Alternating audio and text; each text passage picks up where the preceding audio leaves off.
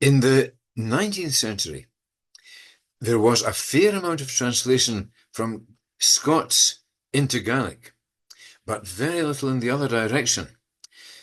Among the exiled Gaels in the cities, especially in Glasgow, there was a vibrant, active, energetic literary culture, and it included the practice of translating poems by Robert Burns, songs like Auld Lang Syne, folk songs, Scots folk songs, folk songs and poems in English written by Scots, for the purpose of bringing the exiled Gaelic community, while maintaining its integrity as a Gaelic community, into closer contact with their now lowland neighbours, and vice versa.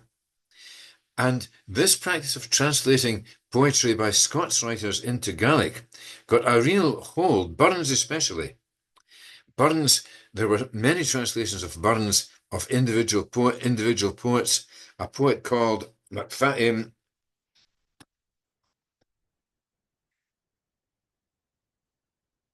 Charles McFater translated virtually the whole of Burns's poems, not, I must say, very brilliantly, but they were translated, and they do make fairly workmanlike, fairly competent translations into Gaelic. And isolated poems, individual poems by Burns, were translated into Gaelic and published in Gaelic periodicals. And an important collection called, if you can see this, the Celtic Garland. The original version came out in 1881, and this was put together by Henry White under the pen name Fionn White. And what it consists of is passages for reading, passages for performance, Gaelic songs, Scots songs, Gaelic poems translated into Scots or into English, Scots poems, or poems written in English but by Scots, or poems written in English but about Scotland, like Wordsworth's Your Own Solitary Highland Lass, translated into Gaelic.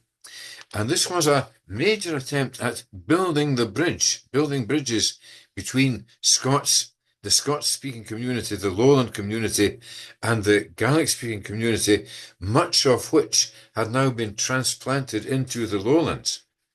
And some of these translations from Scots into Gaelic, read very well, very beautifully. I'll venture to try. See if you recognize this, if you don't know it already. Jan fetes hic misha gadion sa chalwe. Jan fetes hic misha gadion sa chalwe. The mahad smovahad snakarjan and crime. Jan fetes hic misha gadion sa chalwe. A taring gamaikin bachjalech kiun snachik no the hiu a chachliche junt. Gavnis am frieraat is keelat gaksruun gomvelu a chien gamaikin saruin. Did you know what that was? It's Whistle and I'll Come to You, my lad. Oh, whistle and I'll come to you, my lad. Oh, whistle and I'll come to you, my lad. Though father and mother and all should get mad. Oh, whistle and I'll come to you, my lad. This is one of many translations of Burns which have attempted to keep the same metre and keep the same prosody so that it can be sung to the same tune. And this was a very prolific part of the output, the literary output of the Gaelic community in the cities in the 19th and early 20th centuries. But very, very little, if anything, was done in the other direction.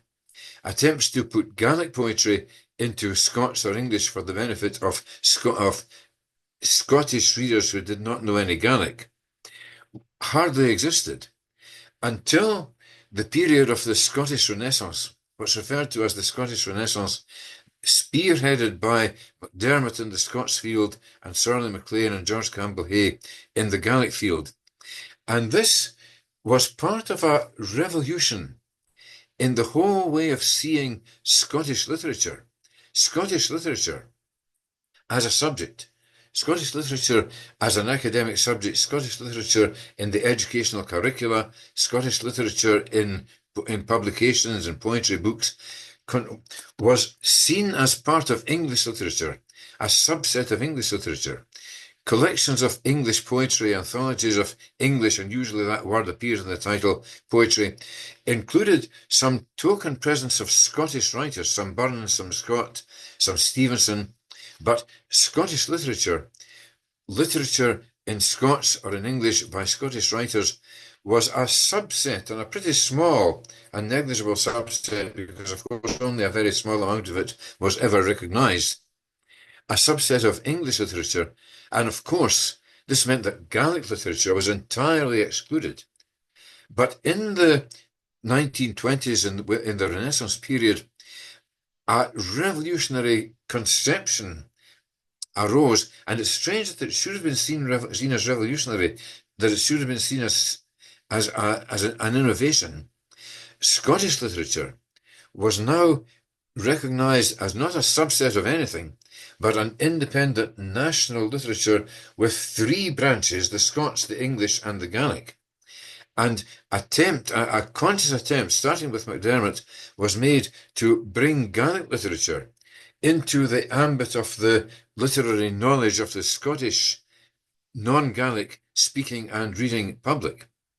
And MacDermot's Golden Treasury of Scottish Poetry, a collection, an anthology of Scots poetry, included some translations of Gaelic poetry by MacDermot himself. Now, MacDermot was not fluent in Gaelic. I understand that he could read it with a dictionary. He had a reading knowledge of it. But unlike Douglas Young, for example, he was not good at conversing in it. But he worked along with Sorley MacLean. MacDermot's technique, MacDermot, of course, includes in his output many translations from different languages, some of which he knew in a kind of a way, some of which, like Russian, he didn't know at all. But MacDermot's method was to find a translation, get an English translation of the poems that he was trying to translate, or managing to translate, and listen to them read and explained by native speakers. So although his own Gaelic was, let's say, imperfect, he had Sorley MacLean to help him by reading and explaining and letting him hear the sounds and letting him understand the poetic construction of masterpieces of Gaelic poetry like Macmeister Alistair's Birlin Clanranald, or Donnacha Ban MacIntyre's Praise of Ben Doran, or Donald Sinclair's The Path of the Old Spells, or poems by Ian Lowme, poems by William Livingston. And MacDermot included in this book English translations, not Scots translations, but translations in English of classical poems, masterpieces of landmark poems of Gaelic literature. And it was Douglas Young who took this a step further by, as we've heard, translating some of Sorley MacLean's poems and some of George Campbell Hayes' poems into Scots. And Douglas Young had a better knowledge of Gaelic, or so I understand, than MacDermot had. And of course, he knew, he was a personal friend as well as a poetic compeer of both MacLean and Hay. He was very influential, as we know, in persuading Sorley MacLean to have his poems published. And he saw the Dan Doavier through the press, partly from prison, but he arranged for an illustrator, he arranged for a publisher. Douglas Young was a major, as we've heard, bridge builder between Scots and Gaelic. And the idea was to bring Gaelic poetry, Scots poetry, English poetry by Scottish writers under one, or into one single orbit, to mend the fences, and it was quite a process, because, as we all know, in Scotland, for most of the nation's history, you had the Gaelic-speaking Highlands and the Scots-speaking Lowlands, and never the twain would meet, except when there were raids from one part to the other. And we see in literary presentations like Rob Roy and Baillie Nicol Jarvie, or David Balfour and Alan Breck Stewart, the mutual lack of comprehension, the mutual hostility, sometimes, as in these cases, sometimes a sort of grudging and reluctant respect or friendship or liking, but on the whole, a mutual suspicion. And as we all know, in the time of the Jacobite uprisings, it was the fact that Bonnie Prince Charlie led an army of Highlanders who were seen as dangerous and strange and sinister and menacing barbarians by the Lowlanders, that was a major political liability as far as he was concerned. But following on the example of Douglas Young, and as we've heard, George Campbell Hay and William Neal, who wrote poems in both Scots and Gaelic, and in some cases wrote the same poem in both languages. In some cases, in Hay's output and Neal's output, you have two different poems with titles which mean the same thing, and neither can be said to be a translation of the other. The words are different, like Cuban Cure and Cure and the Smoky Smirrer Rain. They're both poetic treatments of the same theme with the same imagery in the two different languages. And the idea being to bring the two languages and the two cultures together and to establish the fact that there is a common Scottishness, that each of them is a complementary half of the Scottish cultural achievement, the total cultural achievement, literary achievement of the kingdom. And you had, since then, there have been many, well, perhaps not many is an exaggeration, not nearly as many as there could have been or should have been, but there have been some attempts to bring the two languages together, a translation program, as it were. A notable case was the Scots Language Society, the Scots Lead Quorum, there was a conference, some of you and some of us remember it, a conference in 1994 held at Salmore Ostig, and papers were given on translations on the mutual influencing and mutual interaction of the two cultures, and the outcome was a cassette. I've tried to ascertain a lot of the old Scots-Soon cassettes. This was an initiative by a very much underrated figure called George Philp. George Philp, a Glasgow doctor who, as a sideline to his medical career, produced an amazing array of recordings of Scottish literature, including Gaelic literature, and this has been now taken over by the Scots Language Society, the Scots Lead Associate, and many of them have been reissued as DVDs. Sorry, not DVDs, CDs. I haven't been able to ascertain whether the collection called Twa Leads is now available as a CD. I would hope it would be. But Twa Leads, to accompany the old cassette, there was a booklet which contained translations across from Scots to Gaelic and from Gaelic into Scots. And it included, for example, Alexander Scott's translations from Derek Thompson, Alexander Scott, who translated 7 poems by Derek Thompson. Scott, MacDermot knew some Gaelic, but not very much. Douglas Young had a good knowledge of Gaelic. Alex Scott had no knowledge of Gaelic.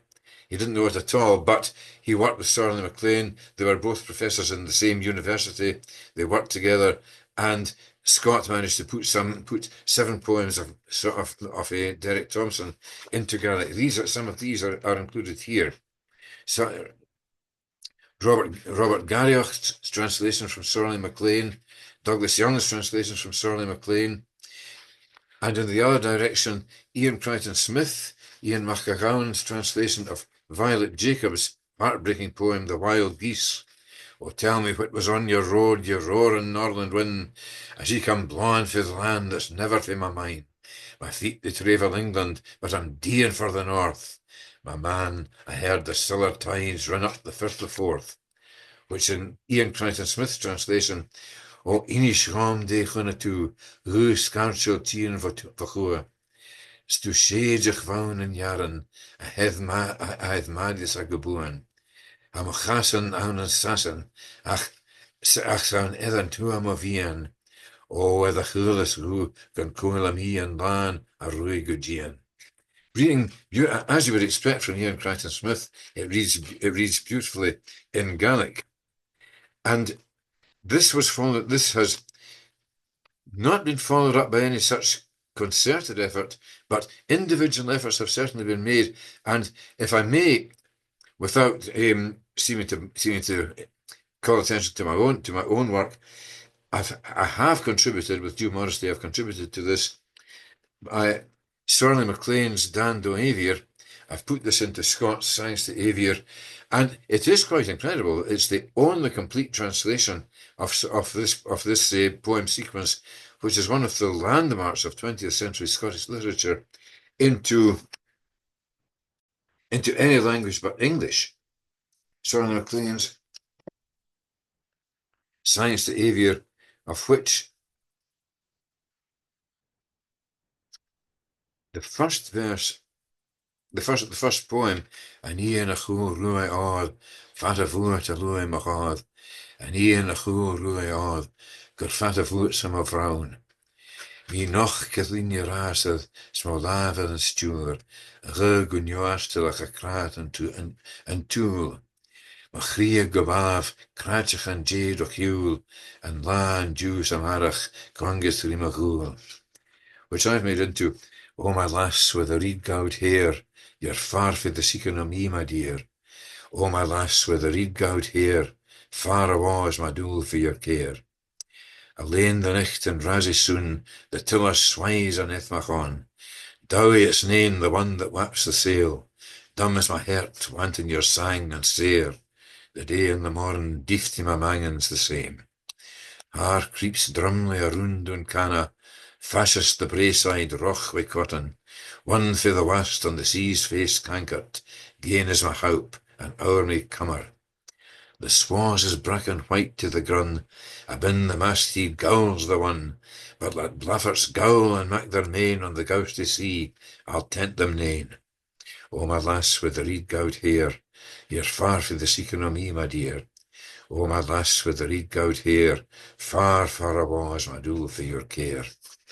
So, and besides, this was a major compliment, Angus Peter Campbell, I took the liberty of translating a couple of his poems and sending them to him, and he promptly replied by inviting me to translate all the poems in an anthology which he was preparing, called Mes Echranef, Frit